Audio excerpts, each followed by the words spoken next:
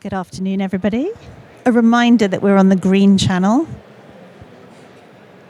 If you see that we seem to be talking about something else, it's because you're on the wrong channel. So, okay, welcome. Thank you so much for coming to our session. My name's Lucy Siegle. I'm an environmental journalist, nature and climate journalist, and it is my very big pleasure to welcome Dr. Thomas Becker. Hello to you. Hello. So let me tell you a little bit about Thomas. Thomas is head of sustainability and mobility at BMW, obviously, and I really enjoy talking to you, Thomas. I haven't talked to you for a while. Don't look so with so much trepidation, because I think you have such a good take on what it is to bring about sustainable change.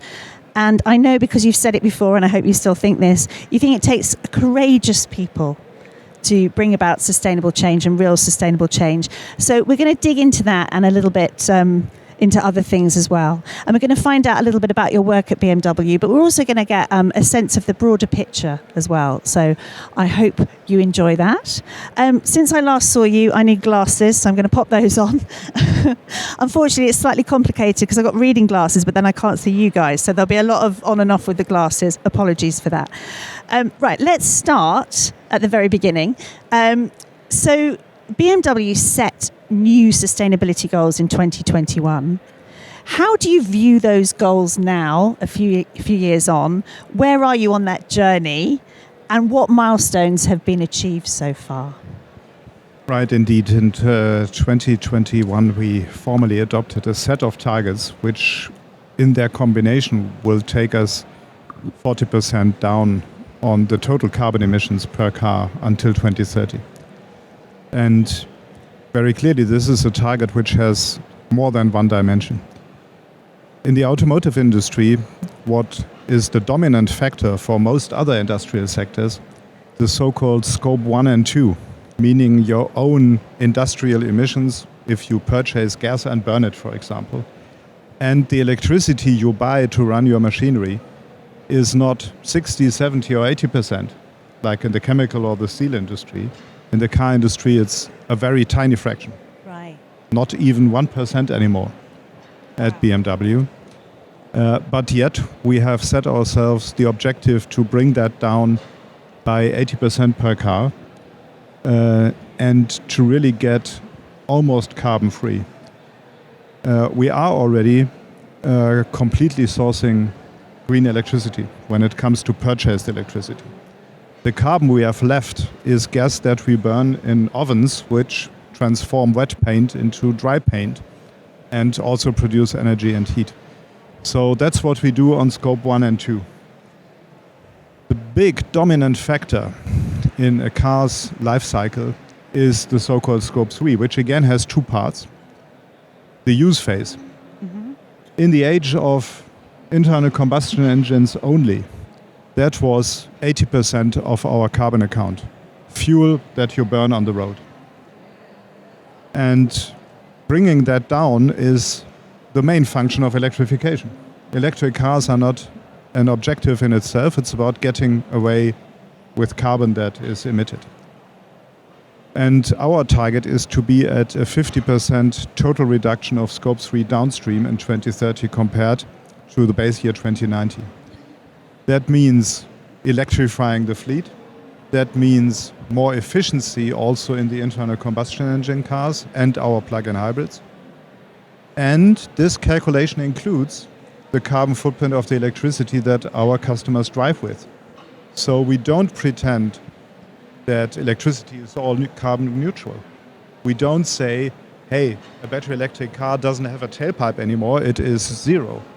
No, it is accounted for a life of 200,000 kilometers times the electricity footprint of the market where it is sold. And to this calculation, the 50% objective applies. And the last piece of the equation is the most complex one. That's our supply chain. We had an average of 14 tons of CO2 in a car before it's driven the first kilometer in 2019. So that is the average of our internal combustion fleet pre-electrification. If you now look at the footprint of an electric vehicle, where the battery is made of a big volume of highly energy-intense material, this can easily double the footprint per vehicle. So if you would have half the fleet fully electric, our average would go up from 14 tons to 19 tons. So our target is to bring it to 11. So we are almost cutting by 50% compared to a business as usual scenario. And this is the biggest challenge we are facing, because we have thousands of direct suppliers, 10,000s of indirect ones. And managing the footprint of what you purchase is actually a much harder thing than managing the footprint of what you sell. I'm glad this is being recorded, because I'm always trying to take down all of these figures and I miss some of them. Always feel like I've done a PhD by the end of the conversation with you, which is very good. Okay, so we know the automotive industry as a whole is undergoing a significant transformation. What do you see as the main challenges for the industry in its decarbonation journey? We've started to hear a sort of clue about a few of them, and what's needed to overcome the challenges? Well, what is still defining the game as much as it was 5 years or even 10 years ago is the differences between markets if we look at the choice of drivetrains. We have, even in Europe, a massive divide, generally speaking, from north to south and from west to east. To give you an example, I mean, Norway, everybody knows, it's an exceptional country, very rich, very few people, high subsidies, so there are almost no internal combustion engines sold at BMW in Norway anymore, so we are above 90% electric cars. You cannot generalize Norway, that everybody understands. But let's take a country like Belgium, where you wouldn't say that's the greenest of the green markets of the world. But clearly in Belgium we are not only the market leader, we have a 50% battery electric vehicle share, 5-0. Same situation in the Netherlands. And this has a lot to do with taxation. It has a lot to do with infrastructure. Infrastructure is no issue to think about in the Netherlands anymore. Wherever you go, you find a charger. You don't have to have it in your mind as something to anticipate, to plan for, to be concerned about. In Belgium, 80% of our sales is corporate. The corporate taxation law in Belgium is one of the biggest driver of electrification. And corporate cars become young used cars relatively soon. So a strong corporate market is a driver of technology transformation, because it gets vehicles on the road and makes them accessible to a next generation of users. In Italy, we are at 5%. In Spain, the same. In Greece and anything north and east of Greece, even lower. We have a higher share of battery electric vehicles in Thailand than in Spain. So there is a massive gap in the two essential prerequisites for people going for the electric pathway. Certainty about charging and knowing it's the cheaper choice. And the price sticker is not only about purchasing, it's also about the perceived price of electricity, charging, etc. So what you obviously see is that you cannot just regulate electrification from the supply side by telling the manufacturers what to do. There needs to be a symmetry to the demand side. And countries like France, Germany, Great Britain, they are at the moment at the level between 16, 17, 20, 22%. So we got the first fifth of the market. The people where the ability to charge is there already. And this is, sorry to say, wealthy suburbia. The question is, how do you get all the others on board? What will governments invest in supporting the choice of people where the conditions are not ideal, like in a twin garage where you install a plug in the wall and then the job is done? And here very clearly our success depends on the willingness of governments, on the engagement of mayors, on the contribution of the energy industry to bring that about. And there are many lessons, positive ones, to be learned from the countries who are leading.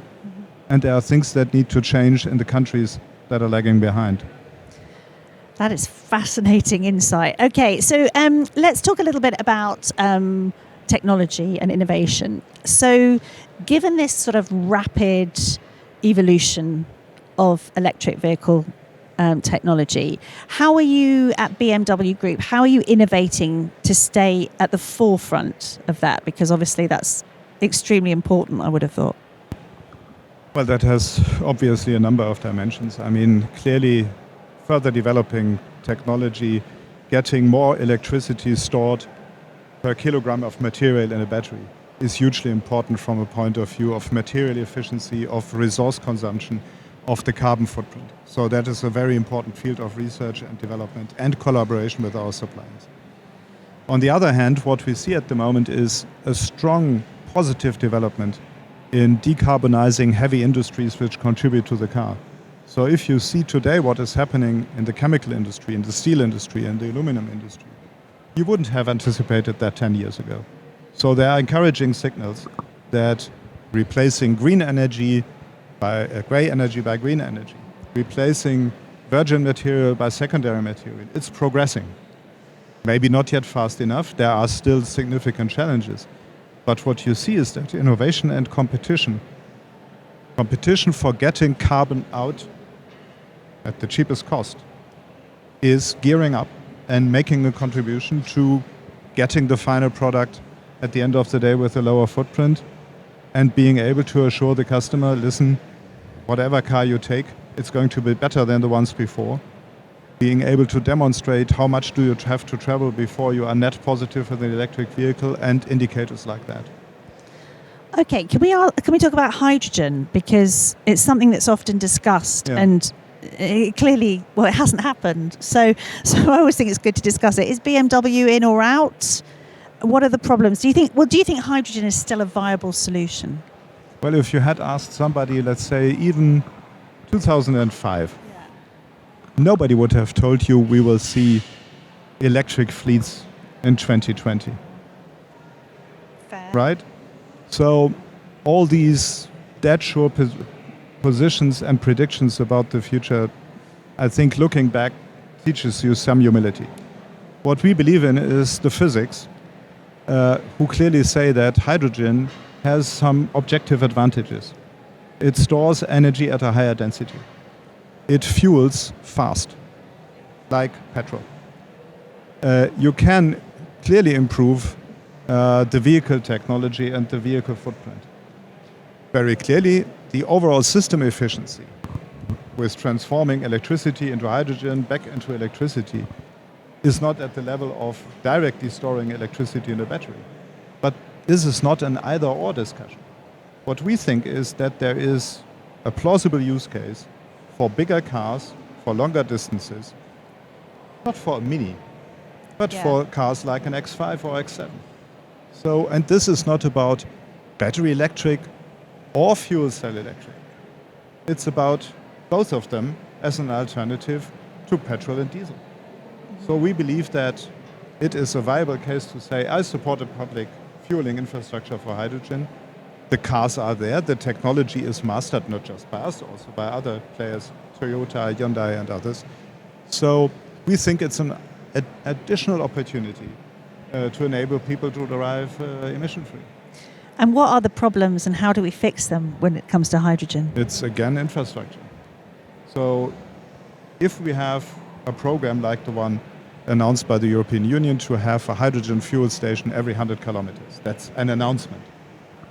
Were that to materialize, and if you make sure that you have an infrastructure that can be used by heavy trucks, which we think will need it even more than passenger cars, and you can use it for our customers, I think that's a perfect case. But it's about political choices to be made, no doubt. We can't do this just on ourselves. And politicians will say there's no money and we can't back two horses, so to speak. So who finances it and how does that work? Is there a solution to that? Well, I think this is about a comprehensive deal to use that. That also has to include the fuel and the energy sector. Right. So there are many fields where decarbonizing the energy carrier has to go hand in hand with those who transform energy. So at the moment, the public perception sometimes is the only decisive element of the system is the car that takes an energy carrier and transforms it into motion. But it is just one element of the equation. The other one is the carbon content of what gets into the car. And having a policy that more strongly supports mixing, for example, e-fuels, fuels made from solar energy, into combustion fuels, providing an infrastructure for hydrogen, for other use cases, in a mix where you decarbonize the entire transport sector. In the combination of supply side, meaning cars, in combination of supply side, meaning energy, with demand side measures, infrastructure, taxes, etc. This can deliver, I'm deeply convinced of that, even more reductions in the carbon emissions of the transport sector than the ones that are realistically to be expected with a supply side only enforcement policy like we have it in place. Mm-hmm. Very good. And also Reset Connect is also all about collaboration. So that's very good. Let's talk a little bit about supply chain. So you've said that cars must be green across the entire supply chain. Clearly, decarbonisation goes far beyond tailpipe emissions. We've discussed that. How does BMW Group navigate decarbonising complex supply chains? Because there are lots of components in a car, as we've just talked about. And this is complex. And you also have to ensure best practice and emission reduction. You have to ensure that at all stages. Yeah. So we have a steering logic that starts with the corporate goals, like the ones that I mentioned. These are then broken down into targets for each and every new product. So every new derivative gets a carbon footprint target. That is not done by me, but my colleagues in the R&D division, where there is a special entity that is just about steering carbon at product level. In parallel, these targets get broken down into the purchasing commodities so that we see how big is a possible contribution from steel for the next 3 series. So a target cascade that trickles down from the corporate to the product level. So then we implement. We permanently keep comparing where are we with where do we want to go. We compare the price stickers. So it is essential that, and this is the abatement cost logic, that you say, I have a target of CO2 that needs to go away, and then you seek to get this as the best cost-benefit ratio. We only get money from our customers once, so we need to spend it in a way that it is most efficient. And that means that a higher rate of secondary steel competes for the euro we spend with a measure in plastics. And this is how we keep optimizing along the supply chain to bring us down, and then at the end of the year be able to properly report what we achieved. Because transparency, the G dimension of ESG and sustainability is highly important, and we think it is right from customers to expect us to deliver on transparency. Our investors get an integrated report. We started 5 years ago to have just one report, not a corporate report and a sustainability report, but one report with the same auditor, with the same criteria applied, and to be transparent vis-à-vis our customers. Since the launch of our 5 Series, you can on the web see what we call the vehicle footprint, where we share information about circularity, about the carbon footprint, and other things that we do in order to reduce our impact. Do people read it? That depends on who people are. So there is a strong pull from European corporate customers for electric vehicles, but not only anymore for saying, it's an electric car, it's better than the combustion engine car. But people who buy cars by the hundreds and thousands, they are starting now to compare electric vehicle A against electric vehicle B. And they ask these questions, and they get an answer from us. It may not be yet the private customer in Texas who is keeping asking for carbon footprint information. Maybe there are some of them, I don't want to do them injustice. But the main pull factor in terms of transparency of the supply chain and of our products comes from corporate customers who have ambitious carbon targets themselves, where if you think about service providers, a corporate fleet may be a big piece of your total carbon account.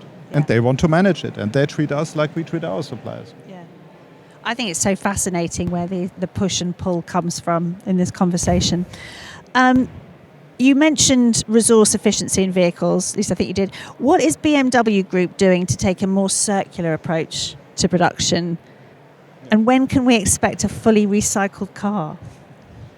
We have shown in 2020, and it was shown at the Glasgow Climate Summit, a vision vehicle that showed that technically you can build a car without any virgin material. We couldn't build it in large numbers in reality, and we couldn't make them at a price that people would be ready to accept. Because very clearly the big issue about circularity is quality, price, and available volume. Quality, price, and volume of recycled material at automotive grade quality level. So we have to be extremely demanding when it is about corrosion resistance, when it is about stiffness versus elasticity, when it is about crash behavior, etc. So we can't just accept any recycled steel or aluminum or plastic. And here comes the tricky stuff. We have a strong developed market for recycled steel. But a lot of that volume goes to construction. We have limits from quality because even a tiny contamination with copper makes steel corrode. On the other end, and we have been showing this just with two recent research activities we were part of, if you operate a shredder differently, if you don't mix cars with fridges and microwave ovens in order just to get something out of this machine at the end of the day, if you do a little bit more sorting, you can get to better automotive quality stuff. But it's about technology, it's about how to manage logistics, how to steer the process in order to bring about better recycling material. For aluminum, it's the same issue. For plastics, it's even more challenging because you cannot separate plastic A from plastic B with a magnet, like you can do it with metals. So here the quality issue is even more relevant, and this is why we are not at levels like 30 or 40% like in some steel components, but we are in the lower two digits. And for battery material, the thing is obvious, the cars are still all driving around. So it will take a while before you can bet on a higher share of recycled material for vehicle batteries. So it's a different story for each material group. There is technology potential for ramping up the contribution of circularity, but it needs collaboration, it needs innovation, it needs investment in order to bring us where we need to be. Okay, I just want to pick up on a couple of things because this is a particular interest area of mine. Bear with me, everybody. So the stuff that we're talking about recycling resonates because we know that, you know, the cleaner the chain and, you know, if everything's thrown in together, we know this from household waste, the recycling rates are low. So, and it's about sorting and sorting and sorting.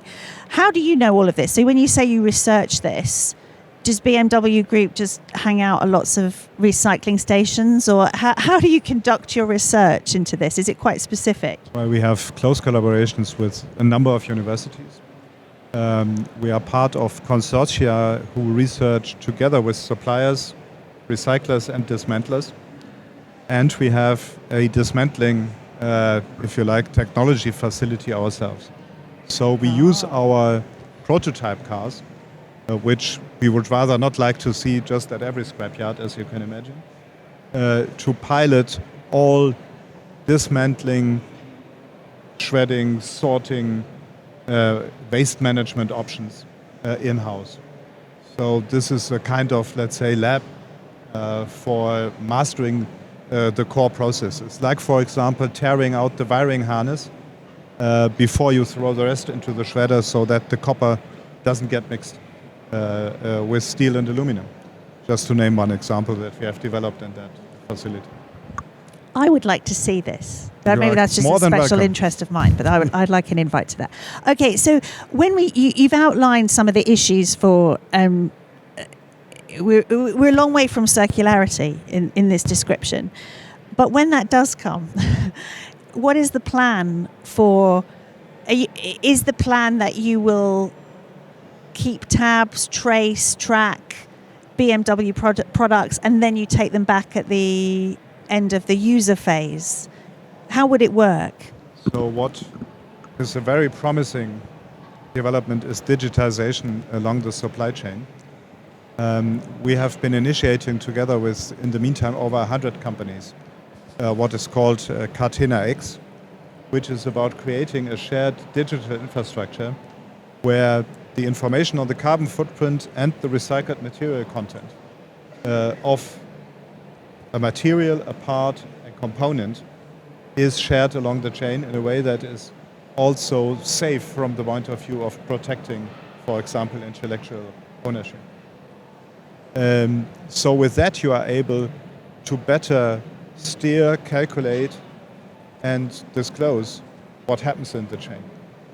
This is a prerequisite for being able to do these things that I've been talking about in as complex a supply chain as ours.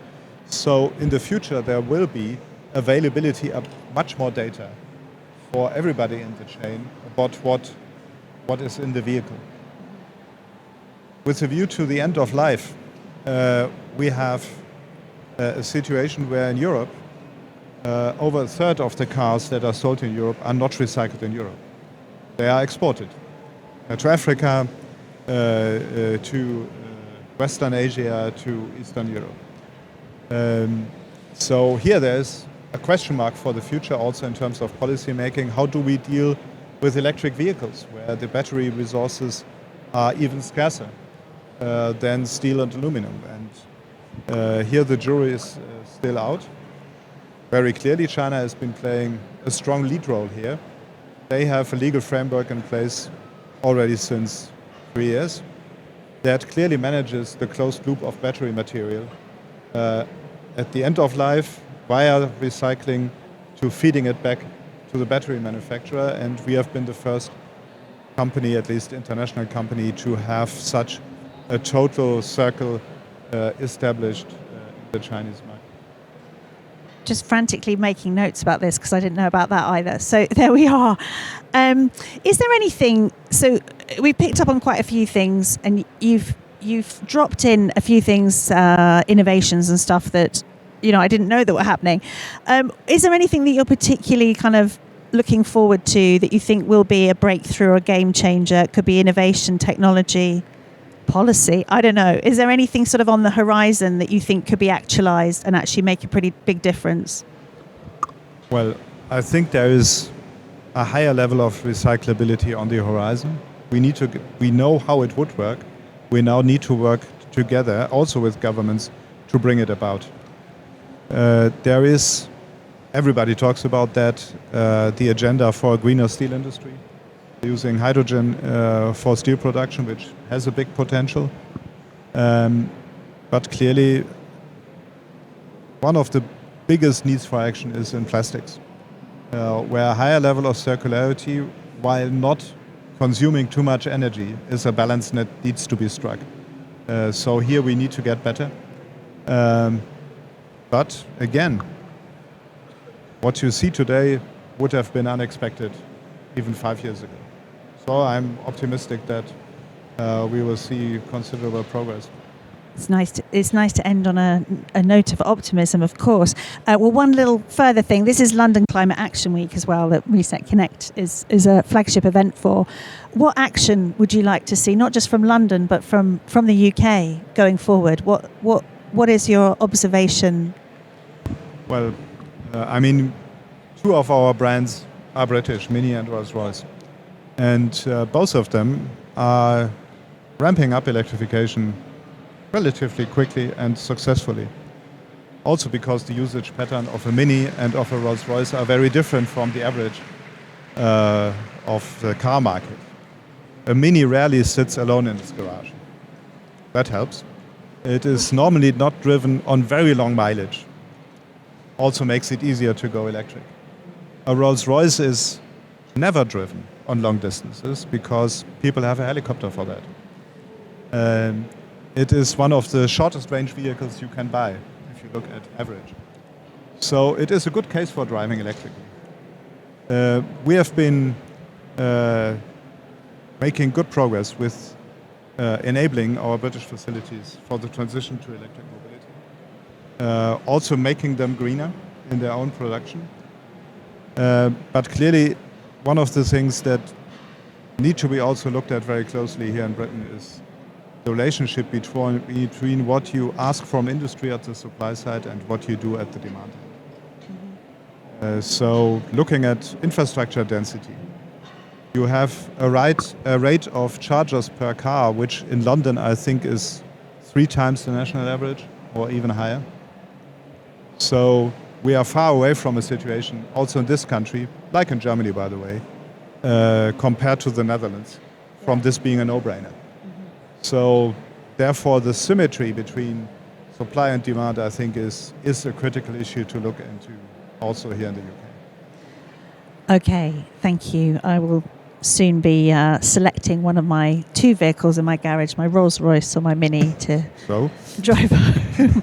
I don't have either of those, don't worry. Thomas, I could talk to you all day, but we must come to an end. So thank you so much for sharing so much insight. I'm sure people will have taken a lot from that conversation. Can we have a round of applause, please, for Dr. Thomas Becker, Thank you so much. BMW Group. Much Thank you. Thank you so much. Thank you. Oh, I enjoyed that a lot. Okay, so I'm running off from this stage in a second, but please come back. Panels start at 13:50 in about 20 minutes. Cities and Nature stage, they'll be breaking ground for sustainability, innovations in net zero buildings and infrastructure. You mentioned infrastructure. Finance and investment stage, navigating the journey. A directional roadmap for decarbonising investment portfolios and unlocking pension potential and existing investments. You try saying that, it's hard. And on the net zero business stage, revolutionising food sustainability and supply chains. So lots of good stuff to come. See you later. Thank you very much.